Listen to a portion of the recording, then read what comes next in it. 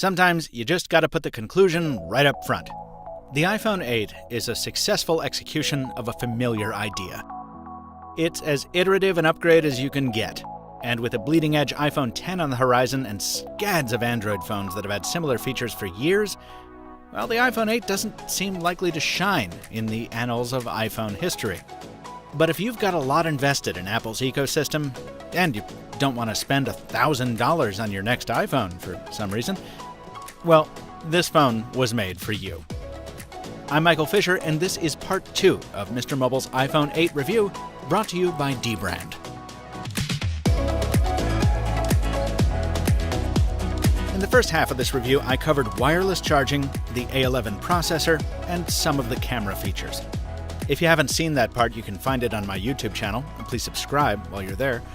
For part 2, I spent a lot more time with the Plus version of the phone than I did the first time around, so we'll touch on the fancy camera some more at the end, and for variety's sake, I'm going to alternate the good points with the bad. Let's start with the bad point. These displays. Yes, they're the best LCDs Apple has ever put into an iPhone, but they're still LCDs. And while there are compelling reasons for preferring that technology, in my opinion, there are many more reasons to prefer OLED. Again, these screens are fine. They've got Apple's True Tone technology to optimize white balance depending on your surroundings, but put them next to a really good AMOLED panel like Samsung's, and you really notice the added vibrance, contrast, and brightness. Another thing not exclusive to OLED panels is screen real estate. I mean, this is a good example of how using the same design from 3 years ago can impair a product. It's not just about the stale aesthetics, it's about having less viewable area compared to much of the competition. Now, you might be thinking that because of that power-hungry LCD and the slightly shrunken batteries compared to last year, the iPhone 8 is more sprinter than marathoner. But nope. Whether it's the A11 or something else going on under the hood, Apple has worked some serious wizardry with the battery life, with the real performer being the Plus. With its bigger battery, I've been able to hit the end of a 16-hour day with over 20% left. And that's with a lot of camera usage and near constant Bluetooth streaming of podcasts and songs to my headphones. And yeah, it would have been nice for Apple to toss in a fast charger with its $700 phone, but that's countered somewhat by the presence of wireless charging, which I covered in part 1. My other big negative is more a matter of taste, and it's that home screen, man. Everything around it is amazing. iOS 11's new control center is so fun to use, and that built-in video screen capture is what makes shots like this possible. I love being able to swipe down on the home screen to type in a search query or quickly locate an app, and even the notification center isn't as messy as it once was. But the home screen itself, this stale grid of icons that you can only customize in the barest sense, I mean, it's a little extreme to say that it makes me feel like I'm using a starter phone for a preteen, but only a little. On Android, I can put anything anywhere without worrying about adjacent apps. I can have widgets for glanceable information, or I can clear everything away so you can actually see my wallpaper. I can even change out the whole launcher to make for faster performance or just a better flow. None of that is possible on the iPhone. I know a lot of people don't care, and if you're the type who doesn't want to have to think about that stuff, then hey, this will be as enjoyable to you as the last decade of iOS has been. As I mentioned, I spent more time with the 8 Plus this time around, and this is absolutely the one I would buy if I had to choose between iPhones. Yes, for the battery and the bigger display, but most crucially, for the dual camera. Now, Apple makes very clear that the new portrait mode lighting effect is in beta, and yeah, it sure is. It takes a lot of tries to get it to work properly. Framing one of these can be very frustrating, with the finicky lighting and distance requirements, but once you nail it and apply one of those new lighting effects, the result is a shot you can't get from any other phone. Get ready for a lot of profile pictures that look like this. The telephoto lens is also useful for long-distance photos and video, obviously. Speaking of, I've continued testing the iPhone 8 Plus against its direct competitor, the Galaxy Note 8.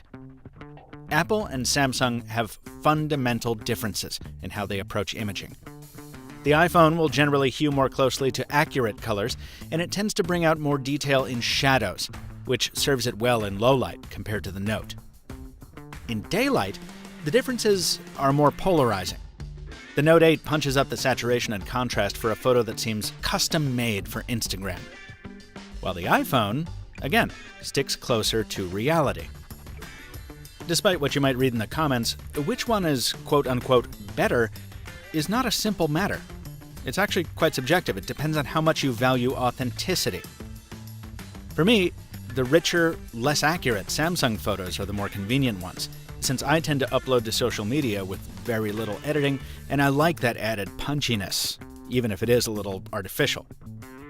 If you like to take your pictures into Photoshop to really perfect them, or you just want something that more accurately reflects the real world, you'll probably prefer the iPhone.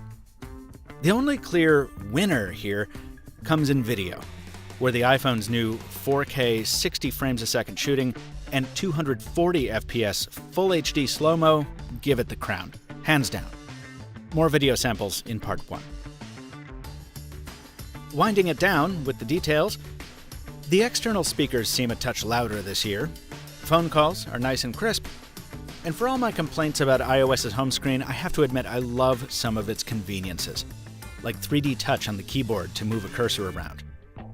Also, hanging out with the iMore crew for a few days showed me how seductive the Apple ecosystem can be if your whole family or team is using it. In particular, using AirDrop to move files between iPhone, MacBook, and iPad is a dream. And common tasks, like restoring an old phone to a new one, is still more seamless than it is on Android. The features Apple introduced with the iPhone 8 will be remembered for a long time. Things like the upgraded camera, A11 processor, and iOS 11 will serve as the foundation for iPhones going forward.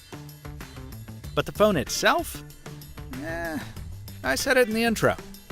If you've got a 7, you're not missing much yet. If you've got a 6 or older, it's definitely a nice upgrade.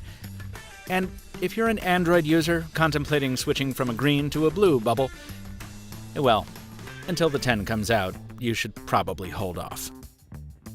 Speaking of holding, a glass-on-glass phone is a tough thing to hold on to and an easy thing to break.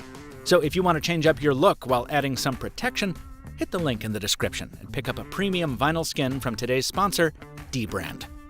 And while you're at it, be sure to check out the dbrand Grip, a brand new case designed to make sure your phone stays where it belongs, in your hand. The Grip goes up for sale October 1st. Thanks for putting up with the 2-part review format this time, folks. It's not something I'm going to make a habit of, but this time, it just had to be done. Until next time, thanks for watching, and stay mobile, my friends.